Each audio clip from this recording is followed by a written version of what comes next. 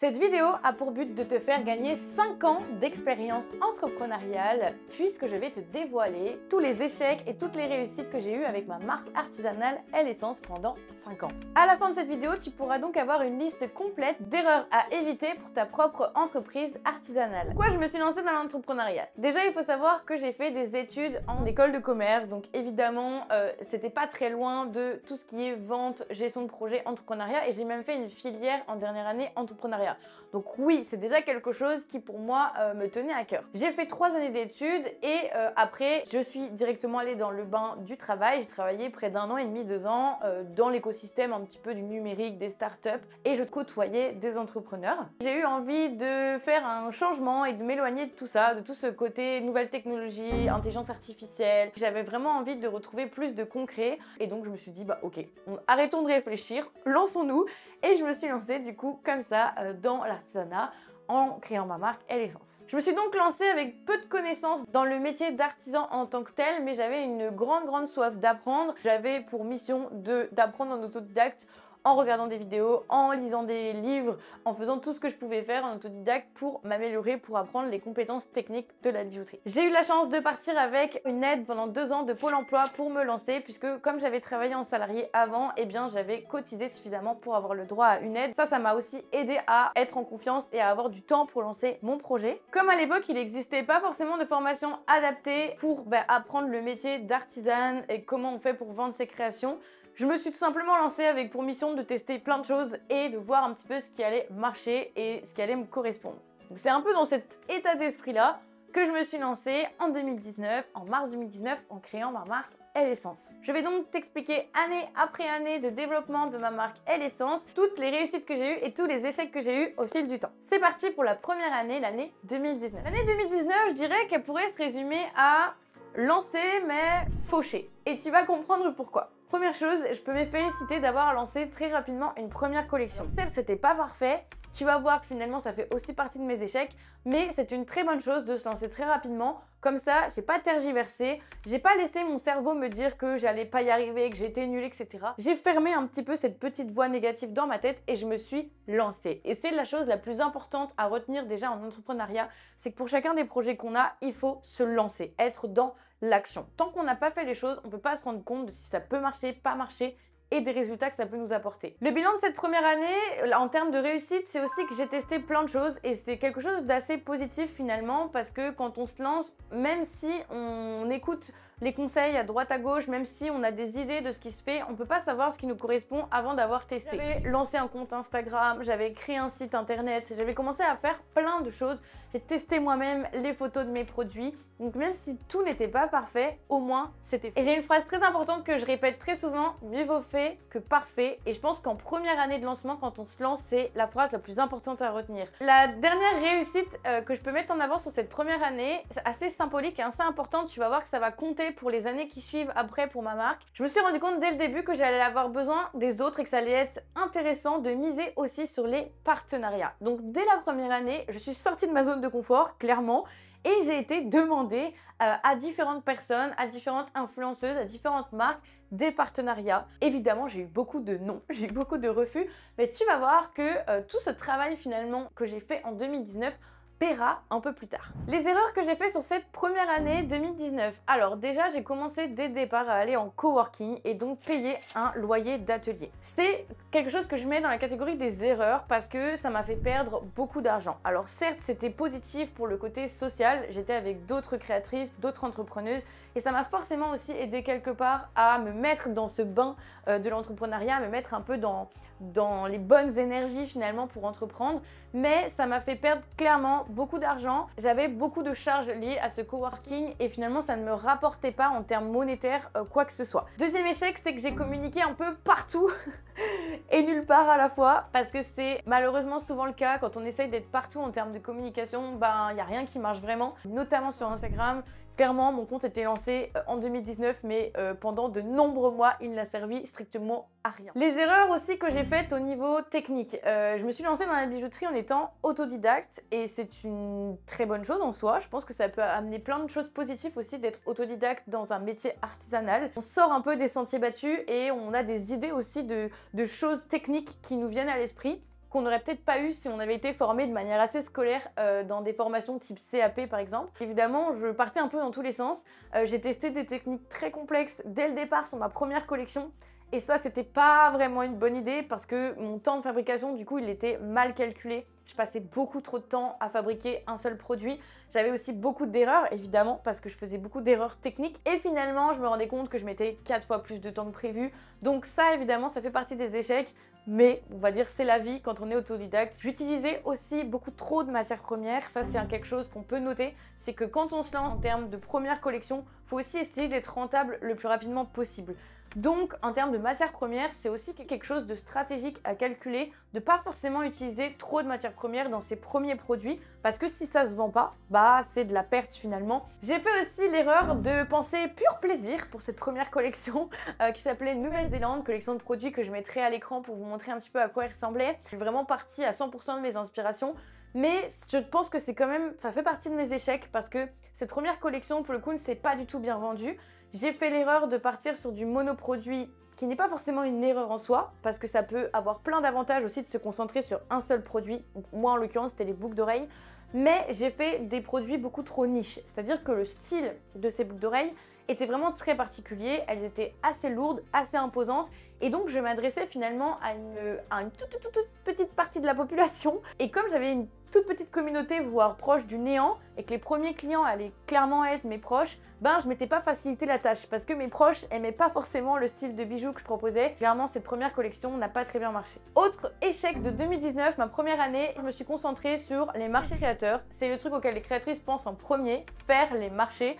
Et ça a été vraiment, pas un carnage, mais vraiment pas loin. Clairement, je me suis ressortie d'une saison de marché de créateurs avec le dos complètement bloqué. Ça m'a énormément fatiguée et surtout financièrement parlant, ça ne m'a rien apporté du tout. J'ai appris des choses, certes, mais le bilan global, c'était que les marchés, c'est pas un canal de vente qui était très rentable et très satisfaisant pour moi. Dernier échec pour cette première année, et pas des moindres, je me suis clairement concentrée sur les mauvaises actions au mauvais moment. J'ai lancé ma collection en plein mois d'été, ma première collection. Sérieusement, Marion, les gens sont pas forcément en train de penser à acheter, à aller sur internet, sur les réseaux, ils sont moins sur les réseaux. Bref, c'était pas forcément le bon moment, clairement, pour lancer une première collection de produits. Donc déjà, grosse erreur de ma part. J'ai commencé dès le départ à me concentrer et à passer beaucoup de temps sur la création d'un logo très complexe, création d'un site internet pareil que j'ai quand même mis des heures et des heures et des heures et des heures et des heures et des heures et des heures et des heures à créer, alors que finalement c'était qu'un site vitrine et les gens pour payer, ils étaient redirigés sur Etsy. J'ai fait quand même beaucoup de conneries, disons-le, et donc j'ai passé beaucoup trop de temps sur des actions qui étaient à faible impact, à faible valeur ajoutée pour mon entreprise. On va dire que c'est un peu l'erreur du débutant, mais si tu peux éviter toi de faire ces mêmes erreurs, vraiment réfléchis bien où tu mets ton temps. Vois ton temps comme un quotient d'énergie, comme dans les jeux vidéo où on a un réservoir d'énergie qui est limité. Et ben vois ton temps finalement comme quelque chose de limité et dis-toi comment je vais pouvoir utiliser ce temps à bon escient. Et donc, pose-toi à chaque fois les questions. Est-ce que le temps que je mets sur cette action n'est pas trop important?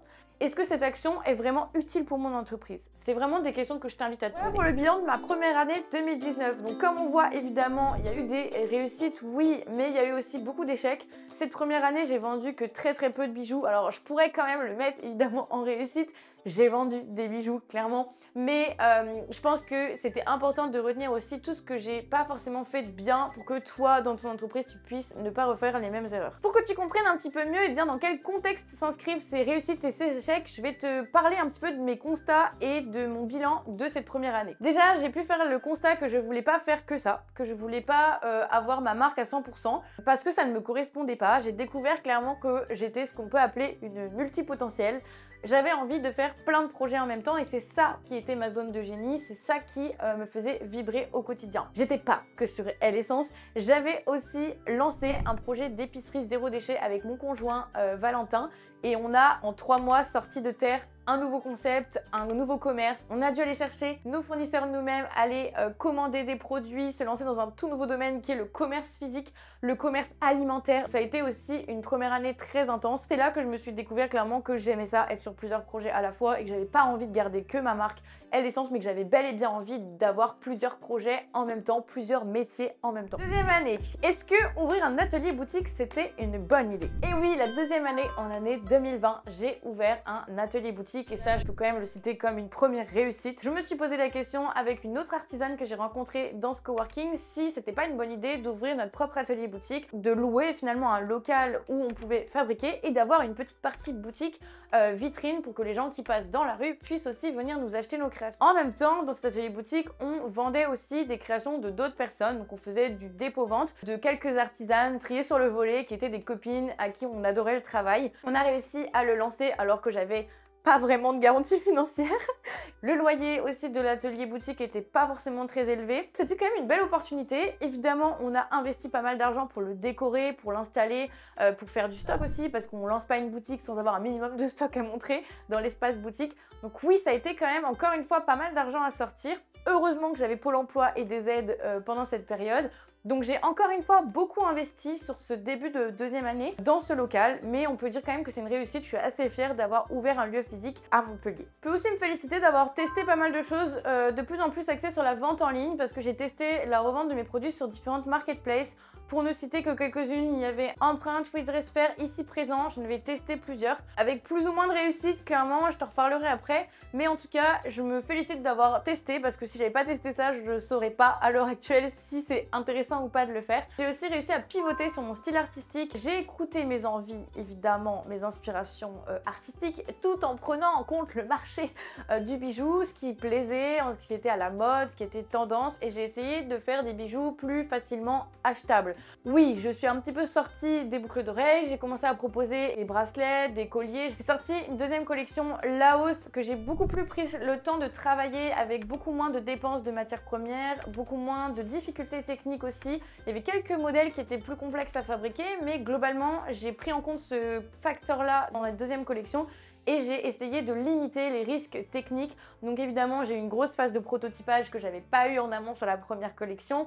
Donc j'ai essayé de ne pas refaire les mêmes erreurs que l'année précédente. Donc j'ai passé du temps à vraiment tester, prototyper mes modèles et ensuite j'ai statué sur un nombre de modèles et j'ai sorti une deuxième collection qui s'appelait la collection Laos. Le succès aussi de cette deuxième année, l'année 2020, c'est que j'ai lancé un partenariat clairement qui a tout changé pour ma marque. C'est un partenariat que j'avais réussi à obtenir en 2019. J'avais eu un mail de Élise Francis me disant qu'elle était partante pour faire une collaboration avec moi. Mais ce partenariat n'a vu le jour qu'en 2020 et fin 2020. Donc comme quoi ça prend du temps. Chaque travail qu'on fait, chaque petite action qu'on fait, quand elle est bien faite et qu'elle est stratégique, finit par payer. Donc ça c'était vraiment une belle réussite de l'année 2020 puisque clairement Élise m'a apporté énormément de visibilité. Ça a été un gros coup de projecteur sur ma marque, donc ça c'est une très belle réussite aussi. Ce partenariat n'aurait pas eu autant de résultats positifs si je n'avais pas complètement refait ma stratégie de communication sur Instagram.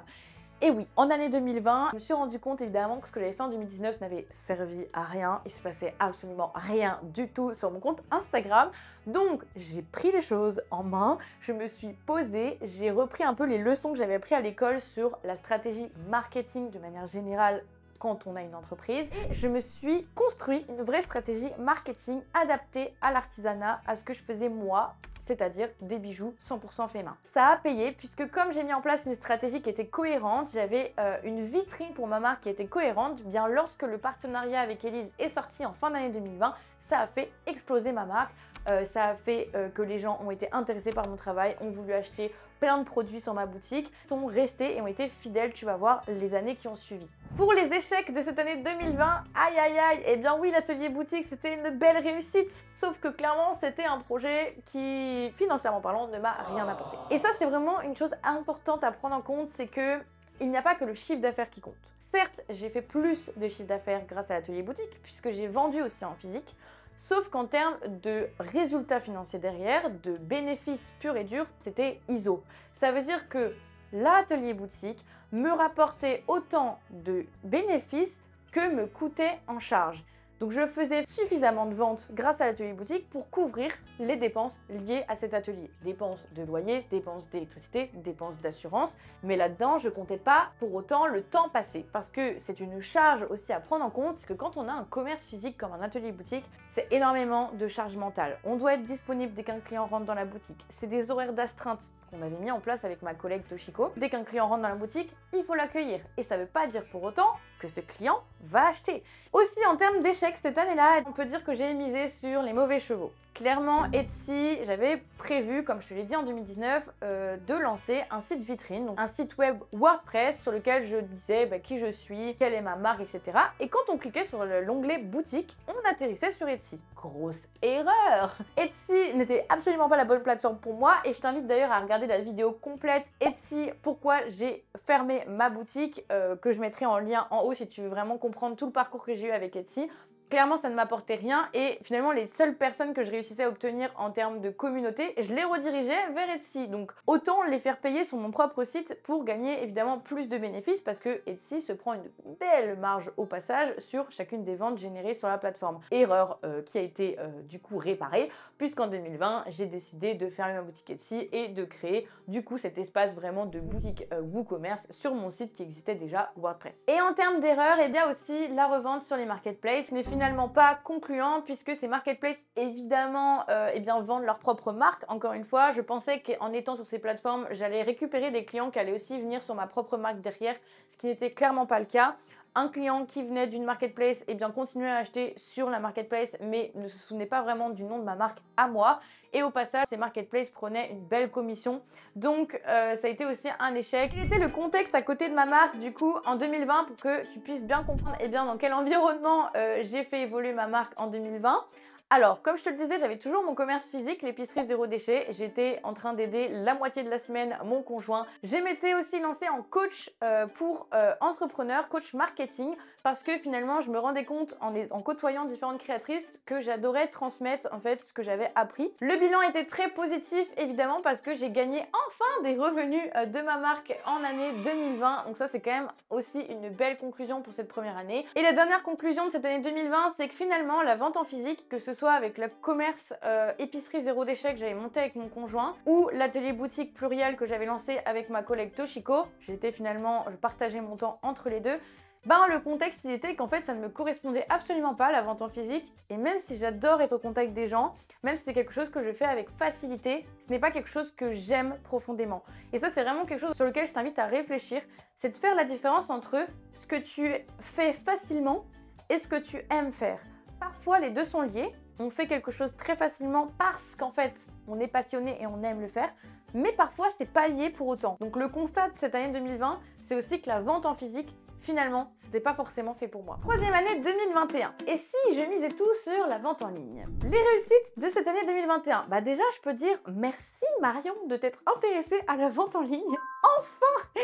Je sais pas pourquoi, je me suis pas concentrée sur ce canal de vente plus tôt, mais j'ai eu un éclair de génie en 2021. Je me suis dit, ok, il y a eu le Covid, vendre en physique c'est galère, les marchés ça me correspond pas, l'atelier boutique ça rapporte pas tant que ça et c'est beaucoup d'énergie et de dépenses aussi, de charges finalement au quotidien à avoir. Et si je misais sur la vente en ligne? J'ai commencé à me former, j'ai commencé à observer beaucoup de marques qui étaient sur la vente en ligne, voir un petit peu comment elles fonctionnaient, etc. Et moi-même, pour ma marque L'Essence, j'ai commencé à mettre en place une vraie stratégie. C'est pas parce qu'on a un site internet que, par magie, il y a des ventes qui arrivent dessus. Donc quand je dis m'intéresser à la vente en ligne, c'est que j'ai mis une vraie stratégie en place pour générer des ventes sur mon site. J'ai misé à 100% sur la vente en ligne et ça a marché. Je me félicite aussi d'avoir été capable de stopper un projet. Je sais que c'est pas facile, mais quand on se rend compte qu'on n'est plus aligné avec un projet, il faut quand même se poser la question de l'arrêter. L'atelier boutique, du coup, je l'ai quitté. J'ai décidé d'arrêter parce que même si j'étais très fière d'avoir lancé ce lieu physique, je voyais bien qu'au quotidien, ça ne me correspondait pas. Il y avait beaucoup de réticences, de freins, de blocages à développer finalement ce projet. Comme je voulais miser sur la vente en ligne, j'ai rapatrié tout simplement mon atelier chez moi. Et donc, ça m'a fait économiser beaucoup d'argent et être beaucoup plus rentable, bizarrement, d'un coup. De fil en aiguille, on a décidé de revenir en Bretagne, là où il y avait notre famille. Donc on a quitté Montpellier et on a vendu notre fonds de commerce de l'épicerie zéro déchet Je peux quand même le mettre dans les réussites, même si c'est pas forcément lié à L'Essence. Mais c'est pareil, on a décidé d'arrêter ce projet et du coup de remonter en Bretagne près de notre famille. Donc ça fait partie des réussites de 2021. J'ai réussi à revendre le fonds de commerce. Donc l'épicerie Kesako est toujours en route à l'heure actuelle et nous on a simplement revendu finalement notre concept, notre liste de fournisseurs, voilà, le droit au bail, etc. En vendant notre fonds de commerce, j'avais plus de temps pour me consacrer d'affilée me mettre vraiment dans ce projet de la vente en ligne. J'ai voulu tester un nouveau fonctionnement au fur et à mesure de cette année, les ventes éphémères. J'ai ouvert ma boutique pendant une certaine période, puis fermé ma boutique. Donc je prévenais les gens que finalement pour acheter mes créations c'était entre telle date, et en dehors de cette période ce n'était pas possible. J'ai testé ces concepts-là qui a été vraiment très intéressant. Je pense que je peux clairement le mettre dans les réussites puisque finalement je réussissais avec ça à mieux organiser mon temps et à vendre l'équivalent de ce que je vendais en continu sur un mois, et bien pendant une seule semaine d'ouverture de vente éphémère. J'ai aussi créé beaucoup de collections différentes cette année 2021, je les mettrai à l'écran, voir un petit peu les différents modèles. J'ai vraiment testé pas mal de choses avec toujours une ligne conductrice pour chaque collection. Je commençais à vraiment comprendre les codes de la création de produits et à créer du coup des collections qui me plaisaient énormément, que je prenais beaucoup de plaisir à créer, dont j'étais hyper fière au final, qui surtout plaisait à mes clients. Et comme j'avais bien construit ces collections, souvent les clients m'achetaient plusieurs produits au sein d'une seule et même collection. J'ai aussi misé cette année 2021 sur la fidélisation parce que finalement en année 2019 et 2020 je commençais à acquérir pas mal de personnes sur mon compte Instagram, dans ma base email, etc. Et donc je me suis dit bah ok, c'est important de me focaliser aussi sur ces personnes qui sont déjà là et de les fidéliser. Donc ça, si tu as envie d'en savoir un petit peu plus sur comment j'ai fait pour fidéliser mes clients, j'ai une vidéo YouTube que j'ai sortie il y a pas longtemps, comment j'ai vendu plus de 3700 € à une seule et même cliente et comment je t'apprends aussi à le faire toi aussi. Donc je te mets le lien en haut, tu pourras aller retrouver cette vidéo si tu veux aller plus loin sur ce point-là précisément. Les échecs de cette année 2021, c'est que je travaillait beaucoup dans mon business et pas assez sur mon business. Et ça, c'est une vraie différence que j'ai appris au fur et à mesure des années en entrepreneuriat, c'est qu'on a tendance à toujours être dans l'action, à se dire ok, je fais ci, je fais ça, je fais ça. Et moi en tout cas, c'est ma personnalité. C'est ce qui m'a aussi permis d'avancer rapidement et d'avoir des très bons résultats rapidement. Mais le revers de la médaille, c'est que j'ai pas pris le temps de travailler sur mon business, c'est-à-dire avec un regard vraiment de recul, en mode j'analyse, je réfléchis et je me pose sur le travail que j'ai effectué. J'ai pas pris le temps dès le départ d'analyser tous mes chiffres. J'ai pas pris le temps dès le départ de me poser sur ce qui me plaisait, ce qui me plaisait moins, ce qui était aligné avec moi ou pas. C'est important de passer autant de temps à travailler dans son business, c'est-à-dire à faire des actions concrètes précises, que sur son business, c'est-à-dire des prises de recul et des prises de réflexion, des temps d'analyse. En fin d'année, j'ai écouté ma communauté et j'ai réouvert ma boutique en continu. Alors, je les mets dans les échecs parce que d'un côté, ça a plu à ma communauté, évidemment, je les ai écoutés. Mais le truc, c'est que moi, j'étais pas forcément alignée avec ce fonctionnement-là. Donc, je l'ai fait, mais un peu par dépit. J'ai réouvert ma boutique en continu, donc elle était tout le temps ouverte. Sauf que, en parallèle, j'avais plein d'autres projets. Je vais t'expliquer ça dans quelques instants. Et donc, mon agenda était très très vite rempli. Et quand j'avais une commande qui arrivait, finalement, j'étais limite pas contente parce que je me disais oh là là, comment je vais faire pour trouver le temps de fabriquer ces bijoux qui n'étaient pas en stock puisque je fabriquais à la commande. Donc ma boutique était rouverte en continu, mais dès qu'il y avait une commande qui arrivait, je paniquais parce que je me disais comment est-ce que je vais trouver le temps de fabriquer tous ces bijoux? Oui, je faisais plus de ventes, mais le truc c'est que ça me paniquait complet et donc c'était pas forcément bon pour ma santé mentale et ma santé physique à moi. Et les échecs, je mettrais pourquoi je ne me suis pas intéressée à la vente en ligne avant. Vraiment, j'ai eu une prise de conscience en 2021 où je me suis dit mais pourquoi j'ai attendu 2021, ça faisait déjà 2 ans que je gérais ma marque, pour me lancer dans la vente en ligne et me spécialiser sur ce canal de vente-là. Parce que je me suis rendu compte que c'était vraiment un canal de vente parfait, qui était adapté à ma personnalité, adapté à mes attentes en termes de mode de vie, adapté au mode de fabrication que je voulais avoir. J'étais totalement libre, je gagnais plus d'argent parce que je faisais beaucoup plus de bénéfices, il n'y avait pas d'intermédiaire, j'avais beaucoup moins de contraintes, je vendais depuis mon ordinateur d'où je voulais. Bref, la vente en ligne, c'est vraiment quelque chose que j'ai découvert finalement et qui a été une révélation et je me suis dit mais pourquoi je me suis pas intéressée à la vente en ligne avant? En termes de contexte sur cette année 2021, pour que tu puisses bien comprendre, et bien du coup j'étais remontée en Bretagne près de ma famille, donc ça m'a aussi aidé à aller mieux. Je commençais à récupérer un peu de toutes ces années passées à gérer des commerces physiques, ce qui est très prenant en termes d'énergie. Je continuais aussi le coaching de temps en temps, le coaching que je faisais auprès des entrepreneurs en marketing, sauf que je me rendais compte que j'en avais un peu marre d'aider monsieur et madame tout le monde monde, que finalement ce qui vraiment me tenait à cœur c'était les artisans, les artisanes, et j'avais vraiment envie de contribuer à ma façon à faire en sorte que l'artisanat reprenne une place dans notre société. Donc je me suis dit ok, j'ai besoin d'accompagner les créatrices, les artisanes plus spécifiquement, et pas forcément les entrepreneurs de manière générale. Donc ça a été un constat aussi que j'ai fait au fur et à mesure de l'année. Et donc le contexte aussi, soit dit en passant, c'est que j'ai lancé l'Artisan Academy en 2021, en septembre 2021, où je commençais à avoir plein de copines créatrices qui me demandaient comment tu fais, tu cartonnes avec tes ventes en ligne, moi je galère, les revendeurs ils m'achètent plus mes produits, les marchés de créateurs il n'y en a plus parce que c'était en période, je le rappelle, de post-Covid, donc c'était une période très compliquée où tout a été un peu mis à l'arrêt.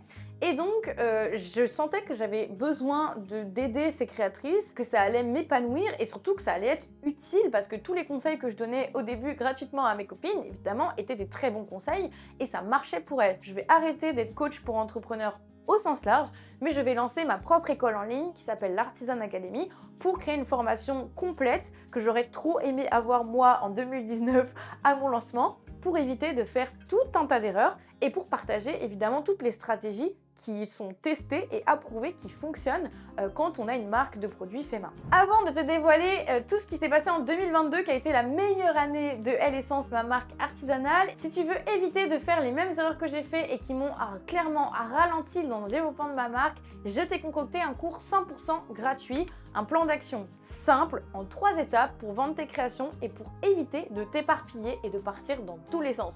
Je te donne rendez-vous dans le lien en dessous de la description de cette vidéo. Tu n'as plus qu'à rentrer ton adresse mail et dans quelques secondes, tu as accès à ce cours exclusif de 45 minutes dans lequel je te partage vraiment un plan d'action précis à suivre pour que tu puisses vendre tes créations en toute facilité et éviter tout un tas d'erreurs fatales. Pour cette année 2022, on peut dire que ma marque était clairement très bien lancée. C'est la meilleure année que j'ai fait avec Elle Essence. En termes de réussite, j'ai fait pas mal de nouveaux modèles qui cartonnent, qui étaient assez faciles à fabriquer, peu coûteuses en matières premières. J'avais vraiment un système assez rodé sur mon style artistique, sur mon business model en termes de rentabilité, de marge, etc. Désormais, j'avais la capacité du coup de faire du stock, donc j'ai changé encore une fois mon fonctionnement. J'avais ma boutique ouverte en continu, oui, mais sauf que cette fois-ci, je ne faisais plus de fabrication à la commande, j'avais du stock pour certains modèles.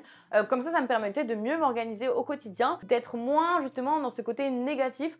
Dès que je recevais une commande, désormais, j'étais très contente. Dans le même temps, je me suis transformée un peu en chef de chantier puisque j'ai construit une roulotte dans mon jardin pour déménager l'atelier du coup qui était chez moi mais qui était dans une pièce de ma maison dans une roulotte pour pouvoir bien séparer le pro perso et avoir un vrai espace de travail. Donc ça, c'est une belle réussite de l'année 2022. J'en ai d'ailleurs fait une vidéo complète, j'ai construit l'atelier de mes rêves que tu peux aussi retrouver sur la chaîne, je te mets le lien en haut. Je continue aussi les collaborations avec différentes influenceuses créatrices qui ont bien fonctionné. J'étais assez contente de moi, je prenais bien le temps de bien les choisir, de travailler avec des personnes avec qui ça me tenait vraiment à cœur et où il y avait un vrai intérêt en termes d'univers aussi de marque. Et c'était le meilleur chiffre d'affaires évidemment que j'ai fait de toutes mes années d'Elle Essence. Donc ça, c'était vraiment un chouette point positif pour 2020. Côté réussite aussi, alors c'est pas forcément lié à Elle Essence, mais il faut quand même le souligner, c'est que en 2022, du coup, j'avais l'Artisan Academy qui prenait beaucoup d'ampleur. L'Artisan Academy, si tu ne le sais pas, c'est mon école en ligne, mon programme de formation en ligne réservé aux artisanes, aux créatrices qui font des choses de leurs mains et qui souhaitent les vendre sur internet. C'est un programme qui a accueilli des centaines d'élèves d'un coup, ça a vraiment pris beaucoup d'ampleur et évidemment mes élèves avaient des super résultats. Donc de fil en aiguille, beaucoup plus de créatrices ont voulu suivre mon programme, ont voulu aussi savoir comment faire elles aussi pour vendre leurs créations. Et ça a pris comme ça beaucoup plus d'ampleur. Je commençais à créer plein de contenus sur les réseaux sociaux, dont cette chaîne YouTube, dont un podcast, dont une newsletter, dont un compte Instagram bien alimenté. Voilà, plein de choses qui me prenaient beaucoup de temps. En 2022, ça a tellement pris d'ampleur et j'étais tellement fière, contente et je me sentais vraiment alignée et à ma place d'aider ces autres artisanes et de les voir réussir que j'ai construit une vraie équipe autour de moi. J'ai commencé à travailler avec des freelances. Bref, mon agenda était bien rempli. Je commençais petit à petit à demander de l'aide. J'ai recruté du coup par la suite Manon, qui fait toujours partie de l'équipe de l'Artisan Academy. Dans les échecs cette année-là, même si ça a été la meilleure année en termes de chiffre d'affaires, j'ai aussi fait une collaboration qui n'a pas bien fonctionné. C'est une collaboration que j'ai fait avec une illustratrice, Marie Boiseau. Alors, c'était trop bien de la faire, c'était très intéressant et humainement, Marie est une très chouette personne. Donc, je regrette pas du tout. C'est juste qu'en termes de temps passé et de résultats financiers, ça n'a pas été au rendez-vous. Et je pense aussi que j'aimais trop l'univers de cette illustratrice, mais ça ne collait pas avec l'univers de ma marque. Et du coup, ben, ça n'a pas fait un super bon match. J'ai créé des bijoux qui sortaient trop en fait de mon style artistique de base, donc qui n'ont pas forcément plu à mes clients, à moi de base. Bref, ça a été un petit peu compliqué et donc pour le coup c'était un partenariat qui n'était pas forcément réussi dans la conclusion finale en termes de business et d'entrepreneuriat. Ce partenariat m'a pris énormément de temps, là où pourtant j'en avais pas beaucoup parce que comme je le rappelle, j'avais l'Artisan Academy qui prenait vraiment beaucoup d'ampleur dans mon quotidien. J'ai aussi en termes d'échecs cette année-là testé plein de trucs, hein, clairement, je me sentais pousser des ailes, je faisais des ventes, je faisais du chiffre d'affaires, donc j'avais envie de tester plein de trucs. Et aussi, évidemment, comme j'avais l'Artisan Academy, mon programme de formation en ligne, et que je commençais à transmettre ce que j'apprenais et que ça me passionnait, j'avais envie de tester plein d'autres trucs avec ma marque à l'essence, comme un petit laboratoire d'expérimentation pour voir ce qui marchait et marchait pas, pour ensuite aussi apprendre et partager ce retour d'expérience à mes élèves. Donc je me suis permis quelques petites libertés que je n'aurais pas forcément fait si j'étais uniquement artisane et que je me consacrais à ma marque à 100%. J'ai testé le référencement Google, j'ai lancé un blog, j'ai même payé une freelance pour me rédiger des articles du coup sur mon blog. Total échec, je me suis rendu compte en me formant aussi au SEO, donc au référencement naturel, que c'était pas une bonne stratégie d'essayer de se rendre visible sur Google, clairement, quand on est des milliards à proposer des produits qui sont dans le même style, bijoux inspirés de la nature. Clairement, c'est pas une bonne idée, donc ça j'ai mis de côté. La communication sur Instagram, eh bien, j'ai perdu le lien petit à petit avec ma communauté, donc ça je peux quand même le mettre aussi dans les échecs, même si travailler avec une freelance m'a permis de gagner du temps que j'utilisais sur mon autre projet, l'Artisan Academy. Finalement, ça a été un échec par rapport à certains points, dont le lien que j'avais avec ma communauté, parce que c'était plus moi qui répondais aux commentaires, c'était plus moi qui répondais aux messages privés. J'avais perdu un peu ce lien en fait avec mes clients. Or, quand on est artisane, c'est hyper important de garder ses clients parce qu'en fait, c'est ce qui nous motive au quotidien. On ne crée pas des produits juste pour créer des produits, on crée des produits pour apporter quelque chose dans la vie des gens. Et du coup, comme j'avais perdu cette connexion, j'avais perdu vraiment en fait ce qui me faisait vibrer dans l'essence. Mon taux d'engagement avait quand même un peu baissé parce que c'était plus moi qui communiquais. Donc même si avec Manon, on avait mis en place un super fonctionnement, c'était quand même un sacré taf au quotidien de gérer ça parce qu'il fallait que je filme du contenu, que je le donne à Manon, que je partage aussi mon quotidien de créatrice à Manon pour qu'elle comprenne un peu dans quel état d'esprit j'étais, pour créer cette collection, quelles avaient été mes inspirations, quelles difficultés j'avais rencontrées. Fallait en fait que je partage tout ça à Manon pour que Manon après puisse retranscrire tout ça sur mon compte Instagram de l'essence. C'était compliqué, ça prenait beaucoup de temps et beaucoup d'énergie et du coup je perdais petit à petit la connexion avec ma communauté, tout simplement. Évidemment ça faisait une grosse dépense, une grosse charge pour mon entreprise qui, je le rappelle, commençait à devenir plus un projet du soir qu'autre chose. Donc même si je faisais beaucoup de chiffres, que le système était rodé, j'y passais pas beaucoup de temps. Le bilan global de cette année 2022, c'est que j'avais un peu fait le tour finalement de ce que je voulais faire avec l'essence. Je commençais à être très bien rodée en stratégie marketing. Instagram, ça faisait plusieurs années que j'étais à fond dedans, que je communiquais sur l'essence et je commençais à plus à trop avoir d'inspiration. C'est aussi pourquoi j'avais recruté la freelance. Mais du coup, je perdais le lien avec ma communauté. Donc finalement, l'essence me faisait plus vibrer autant qu'à ses débuts. Et j'y passais plus beaucoup de temps, clairement. J'avais l'impression d'avoir une course contre la montre dès que j'étais à l'atelier pour fabriquer. Et par contre, mon projet de l'Artisan Academy commençait à vraiment me plaire, à prendre beaucoup d'ampleur. Je sentais que j'avais un vrai impact et une vraie utilité dans le monde de l'artisanat, que mon parcours, mon expérience et mes connaissances en marketing et en entrepreneuriat étaient vraiment utiles. On a aussi des saisons en business et que parfois, ça vaut le coup de ralentir, voire de fermer une activité pour se consacrer à une autre. Parce que oui, c'est bien d'être sur plusieurs fronts à la fois quand on en ressent le besoin et l'envie, mais pour faire avancer une activité, plus on peut se concentrer dessus et être à 100% dessus, mieux ça marche en termes de résultats. J'ai senti petit à petit qu'il y allait avoir un tournant qui allait arriver en 2023 et qu'il allait avoir clairement une décision à prendre. Et donc l'année 2023, la dernière année d'E-l'Essence, tu t'en doutes, j'ai pris la décision d'arrêter ma marque. J'avais atteint mes objectifs, je me sortais un revenu de cette marque très intéressante pour le si peu de temps que j'y passais parce que je le rappelle, avec tous ces projets mis en parallèle depuis le début, finalement je n'ai jamais passé plus de 2 jours par semaine sur cette marque L'Essence. Et évidemment, quand j'ai eu la freelance qui est arrivée en 2022, j'y passais encore moins de temps. J'avais fait un peu le tour des possibilités que je pouvais avoir avec cette marque L'Essence. et j'avais plus trop d'inspiration. Clairement, j'avais plus d'inspiration même pour fabriquer des nouveaux bijoux. Donc c'était quand même un gros problème. J'avais par contre de l'inspiration pour lancer une nouvelle activité, un nouvel artisanat qui est la céramique. C'est pourquoi en 2023, j'ai pris la décision en début d'année de me faire une année 100% plaisir. Même si je vendais pas beaucoup, c'était pas grave. Même si je faisais pas beaucoup de chiffre d'affaires, c'était pas grave. J'avais envie de me faire kiffer. Dans les points positifs, j'ai liquidé les stocks. J'ai réussi à vider tous les stocks que j'avais fait ces précédentes années sur certains modèles. J'ai vendu tous ces stocks-là. J'ai aussi refait quand même un peu de fabrication des bijoux Monstera, vraiment les bijoux phares best-sellers de ma marque.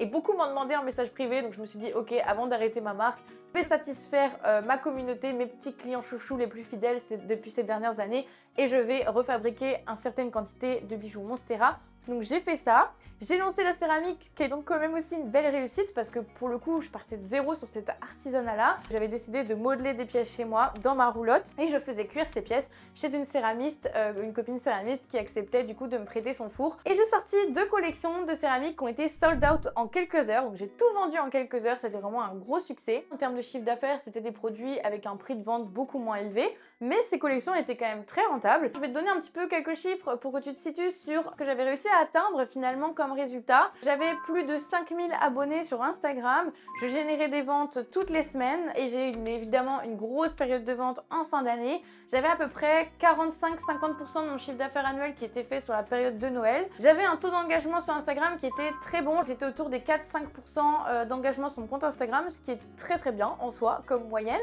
J'avais à peu près fini avec 1500 contacts en base sur ma newsletter. J'avais un taux d'ouverture de mes mails qui était à peu près autour des 40% d'ouverture. Donc les gens qui étaient dans ma base email étaient quand même très intéressés de ce que je leur partageais. Du coup, j'avais plein de ventes qui se déclenchaient grâce à ma stratégie d'email, d'envoi d'email, de newsletter. J'ai fabriqué au total ces 5 années et bien des centaines et des centaines de bijoux. C'est assez incroyable finalement en y réfléchissant. Et quelques céramiques évidemment à la fin en plus. Faut aussi savoir qu'en 2023, je suis tombée enceinte. Voilà, j'ai une petite fille à l'heure actuelle qui a bientôt 1 an à l'heure où je tourne cette vidéo. Comme je suis tombée enceinte et que j'avais envie de passer du temps avec ma fille, que ça faisait partie aussi des choix personnels, des choix de vie finalement, j'ai pris en compte ces choix et j'ai restructuré un peu mon agenda et mes projets entrepreneuriaux pour que ça puisse coïncider. En termes de réussite aussi sur 2023, j'ai été repérée par la télévision quand même. Je suis passée sur France 5 sur l'émission Silence ça pousse.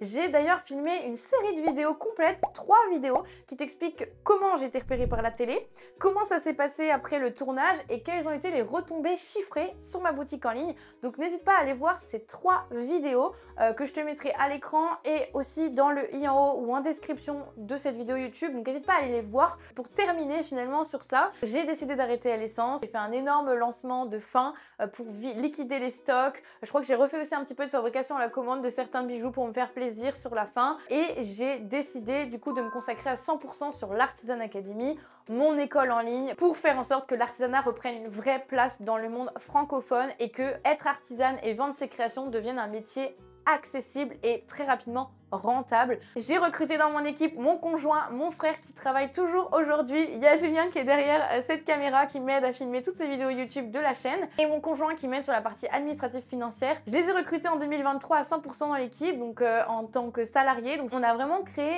une vraie entreprise entre guillemets, un vrai projet de grande ampleur qui continue aujourd'hui de toucher des milliers de personnes parce que vous êtes plus de 40 000 dans notre communauté avec Instagram et YouTube confondus. Donc c'est assez incroyable, on a fait plus d'1 million de vues sur cette chaîne YouTube depuis le début.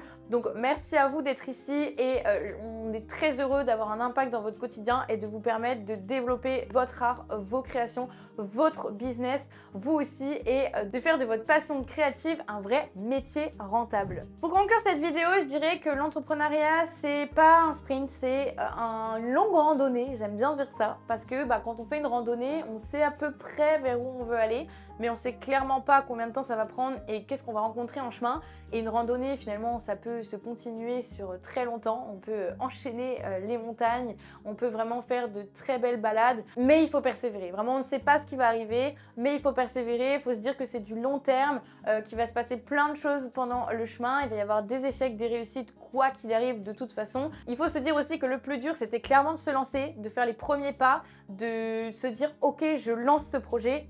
Une fois que tu es lancé, dis-toi que tu n'as plus le choix. Maintenant, il faut aller au bout des choses et il faut suivre tes idées, suivre tes envies, avoir confiance en toi, te donner surtout tous les moyens de réussir pour ne rien regretter. Si tu veux découvrir comment une élève de mon programme l'Artisan Academy, Florine, a réussi à vivre de sa marque de papeterie en seulement 2 ans, je t'invite à regarder cette vidéo. À bientôt!